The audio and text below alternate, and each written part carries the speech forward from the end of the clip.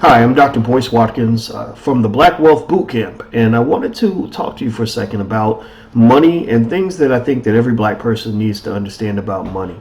Money is something that I have a complex relationship with. I think that worshiping money is bad for you.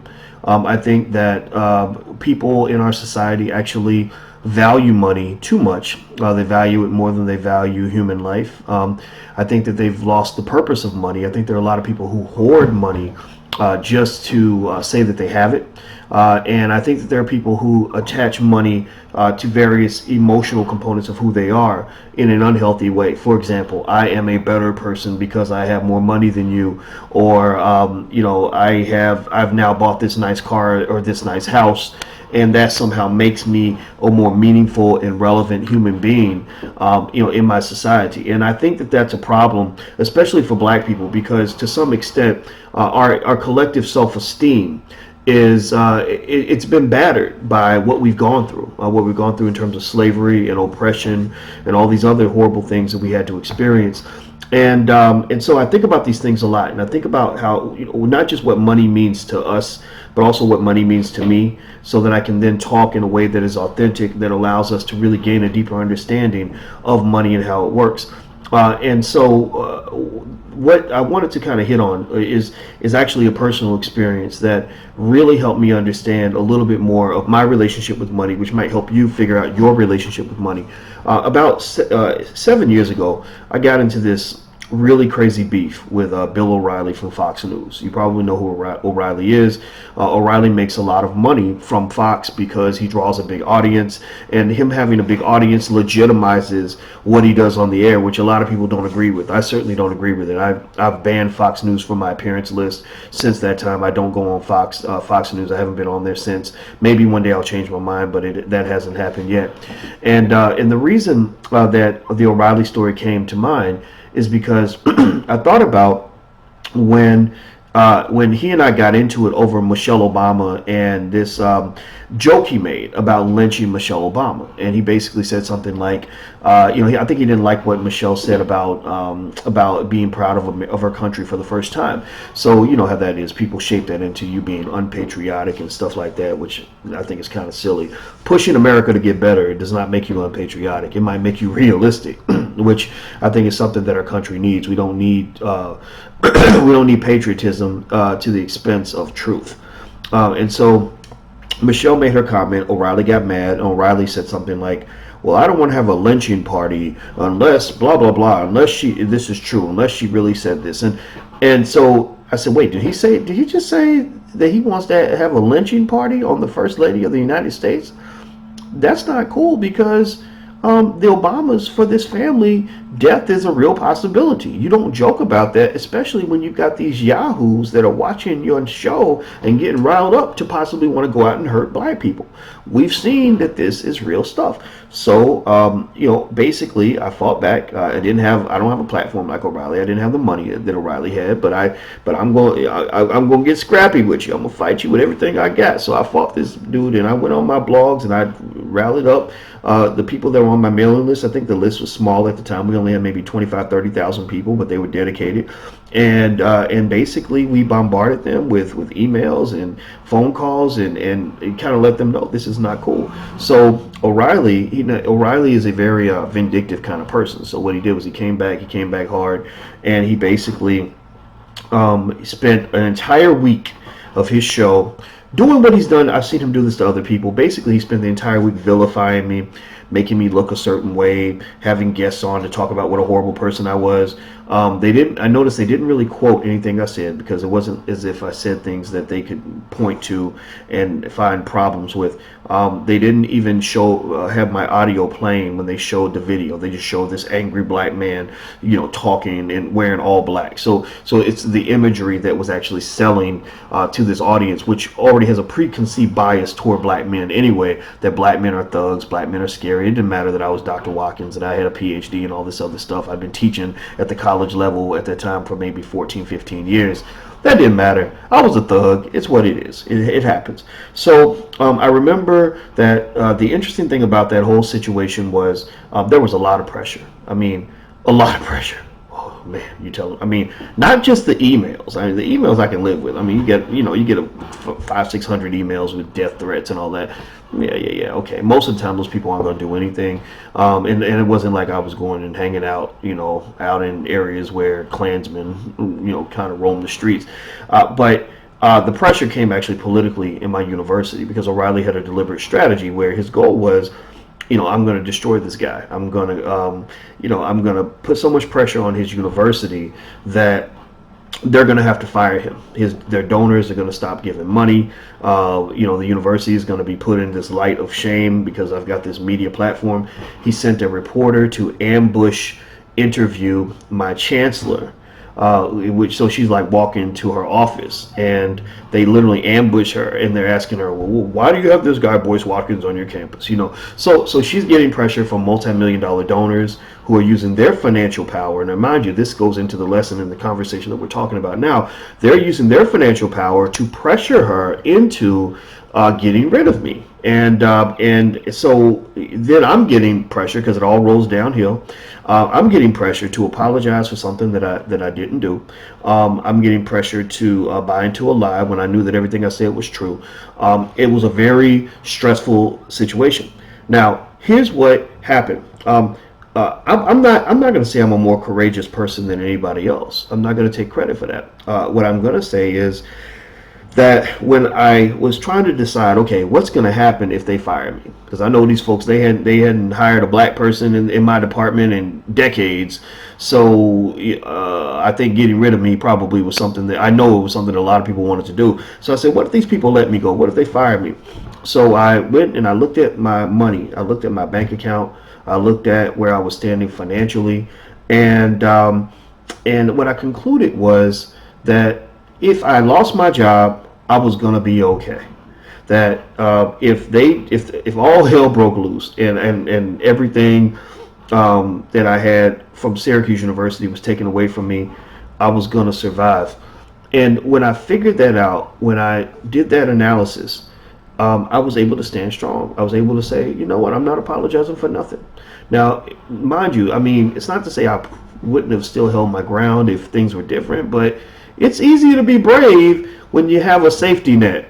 So that's that's one of the experiences that I had that helped me understand the power of money and the way money shapes our lives, the way money shapes our decisions. There's so many things that people do every single day that revolve solely around money. Now, on one hand, that's an interesting and insightful revelation, but on the other hand, it is a frightening revelation that this little dollar bill, this little green thing, these little greenbacks, this little thing right here controls so much of your life that this thing here will make you change who you marry. Sometimes it might lead you to change where you live. If somebody offers you an extra 10, 20, 30,000 a year, you're going to move to a place you may not even want to live. You might take your kids to Alaska and they don't want to be in Alaska. They want to stay in DC.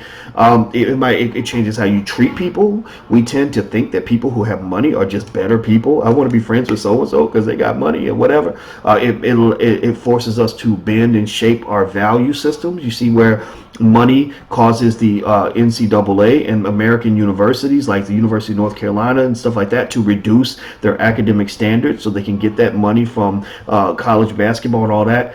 It becomes this drug, this god that we've been sort of taught to worship, and that's just not healthy. But at the same time, that experience really reminded me of the power that money has in terms of giving us the courage to do what we have to do. And I think for black people, that's really important because for many of us as black people, we get bullied economically on a regular basis.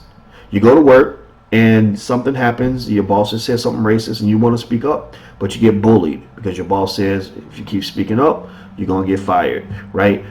You don't like your job. You don't want to go to work every day. But you do it every day. You spend a significant component of the most valuable thing you have, which is your life, doing something you don't even like because of the money. That's kind of a scary revelation. I mean, you really have to think about this. So I'm going to give you a couple of things that money represents to me, and this is kind of a taste of what we're going to talk about in the Black Wealth Boot Camp, which I hope you'll consider looking into because believe me, it will change your life. I guarantee you.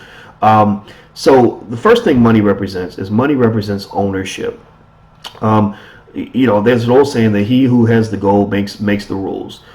Black people in America have to gain a sense of pride that comes from owning something. If you own nothing, then economically in America you are nothing.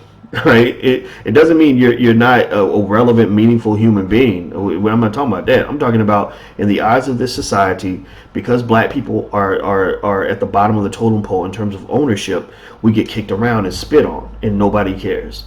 And it's funny because I'll hear people brag about how much money somebody's making, and they'll say, "Oh, so and so got a job making 150,000 a year." Well, I'm happy for them, but I'm thinking, yeah, but you're getting your money from a big racist corporation that does nothing for the black community and doesn't like the fact that you're black, and will punish you for being too black. So what kind of an asset are you really being to your community?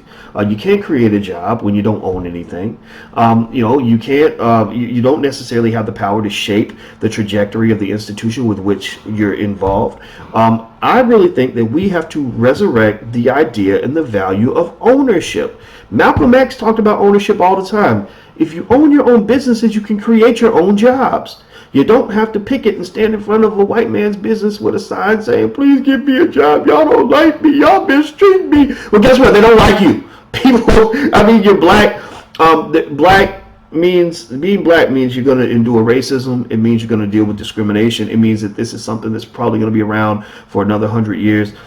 Social discrimination might go away, but systematic racism is deeply entrenched in our society. It probably will still be here when your great grandkids are trying to get ahead economically. So the question is, what institutions can we build today that will allow these kids to go through life without having to go beg somebody else for a job? So the fact is, we need to learn how to, push our kids to build what I call economic engines, which are things that where you invest money and more money comes out. An engine is something that sustains itself. It's a business model, a model of operation where you can get the money you need to survive and do the work that matters to you. So when I run my organizations, I'm always thinking, what's the economic engine look like? How do I structure the economic engine? That's some of the stuff we're going to talk about in the Black Wealth Boot Camp. One of the things that black folks have to get away from is this idea of thinking of labor as a primary source of income, and I think that comes from slavery, because we were laborers for such a long time. We didn't get paid. You're not just meant to make your money with your back and by getting up and going to work every day. There's going to be a point where you can't do that anymore. You eventually want your money working for you, and there's ways you can position yourself so you can work yourself out of a job and make what they might call passive income, or making money while you sleep, or making money from hiring people, as opposed to making money by constantly feeling like you have to carry the weight of the world and do all the work yourself. One good example of your money working for you is LeBron James and Mark Zuckerberg. I compare those two because they're two young guys who both have a lot of money. Last year, LeBron James made about $65 million. I think his net worth is several $100 million. That's a lot of money. Mark Zuckerberg, the creator of Facebook, is up to about $34 billion or something like that, billion with a B, in terms of his net worth. And if you look at the amount of money Mark Zuckerberg could make without even getting up and going to work every day, he would make more money in about 4 to 7 days than LeBron James makes in an entire year. And he could do that without even getting up and going to work in the morning. Because of what he built in college, because he built a business in college. He wasn't trying to just go work for somebody. He built something in college as a young kid that now sustains him, not for just the rest of his life, but it will probably sustain his family for the next 10, 15 generations, because that money is only going to continue to grow. So you want to be in a position where your money is working for you. That's really, really important. Remember, money is a pathway to ownership. If you don't own the land on which you stand, people will always kick you around. The second thing money is, and this relates a little bit to the first point, is that money is really power. Power in your own life, power in your society, power in your political system. A lot of the reason that we can't get what we want out of our first black president, for example, or we couldn't, is because we don't have the money to fund political PACs. We don't have the money to buy the politicians. Dr. Claude Anderson talks about this a lot. I mean, brilliant guy. I mean, he's really the godfather in a lot of this stuff. I love this man so much, and we don't even talk. We talked one time 7 years ago, but I've been following him for years, and I'll love him forever. And he talks about the fact that when you get the economic power, you can translate that into political power. But it's not just in terms of politics, which I think is important, because remember, the civil rights movement taught us the value of political power. But the problem with political power is that people can take that away from you. People can roll back the advances, from civil rights, which they've done. Every time black people get ahead in certain areas, people start rolling things backward. And I would almost say that having political power without economic power is like having a driver's license when you can't afford to buy a car. Because even though you can, you have a license to drive, you're going to have to use somebody else's car. They're probably going to drive, and you're only going to go where they want you to go, and you're going to have to get out of the car when they put you out. That's not a place to be. That's not where we want to be as a people. In terms of your own life, one thing I found that was really interesting in my own journey to get off the corporate plantation, as I call it, was I found that racism bothered me a whole lot less when I was able to pay my own bills and make my own money. When I knew how to make my own money, I wasn't scared of racist people anymore. I didn't feel like I had to bow to them anymore. I didn't feel like I had to keep my lips zipped, just to protect my family. I felt like I had freedom in my life that is just unparalleled. I mean, it's the kind of thing that, for me as a man, was just so important, just for my masculinity. I like feeling like a proud dad when I talk to my kids, and my kids can look at me and say, my daddy is his own man.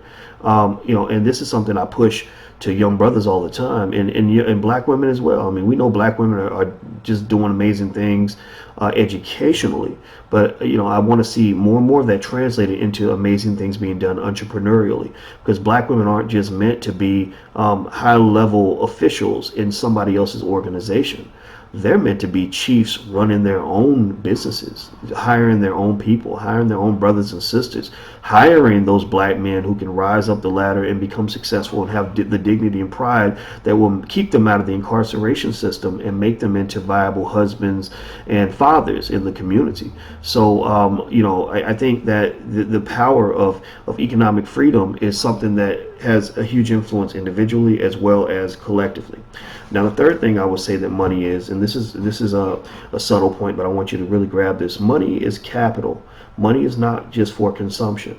A lot of the reason that a lot of rappers and athletes go broke, among other people, is because there is an incessant, almost infective, really debilitating culture of believing that money is your pathway to spend. That it is just for consumption only.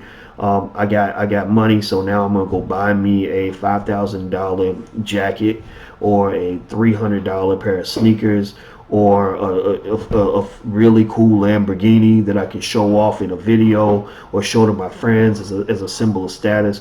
And it's unfortunate because a lot of these individuals end up going broke. I say a lot of these guys because a lot of them are men, but some of them are women. And I think that they kind of forget that money does eventually run out.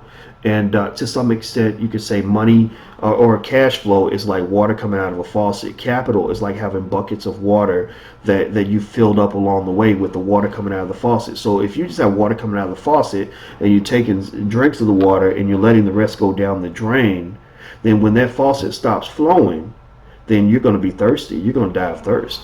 So if you're smart, you fill up as many buckets as possible. You still take a drink, you still enjoy it. You might let some go down the drain if you want, but you want to fill those buckets up so that you will have something to drink when the faucet shuts off. The greatest vulnerability that we have right now in the black community is that our faucets are controlled by the descendants of our historical oppressors. The same people whose grandparents and great-grandparents used to lynch us, rape us, beat us, and murder us. They're the ones who are responsible for feeding our children. There's almost no more of a vulnerable position we can be in than that.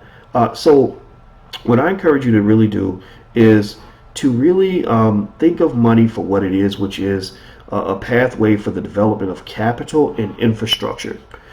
because capital and infrastructure are things that the black community lost when our institutions were debilitated during integration. You see, desegregation was not the same as integration. Like, desegregation means we could go to the white side of town and spend our money if we want to.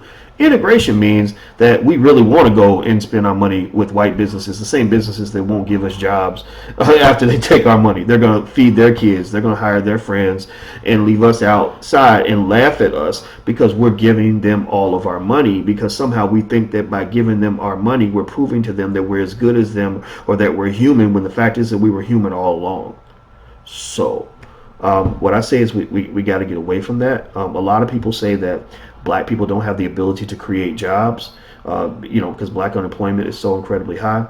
But actually, the truth is black people create a lot of jobs for people who aren't black. We're the only community. If you go to other communities, you go to Chinatown or areas with lots of Indians or Arabs, etc.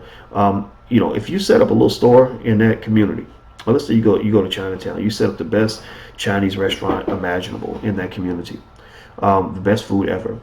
A lot of those people, most of those people are not going to come to your business. They're not going to support you.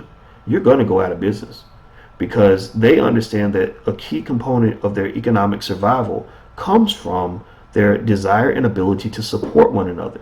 Cooperative economics is something that everyone understands, except for black people. And it's not always our fault. It's because we've been brainwashed for so long to believe that we should be a loyal part of the American family to our own detriment, that we should integrate into this burning house and accept the fact that we're being put in the basement of that house. You see, we are an important part of the American economy. They rely on that $1 trillion or so that black people spend. Everybody relies on that. People create products just for us because they know that we're going to buy them, and we don't care who's selling the product as long as the product makes us feel good, makes us feel more worthy. But what we have to understand is that we are basically like the person who's got the water faucet and we're letting all the water go down the drain. We're not even pulling out our buckets to have something for our children to drink.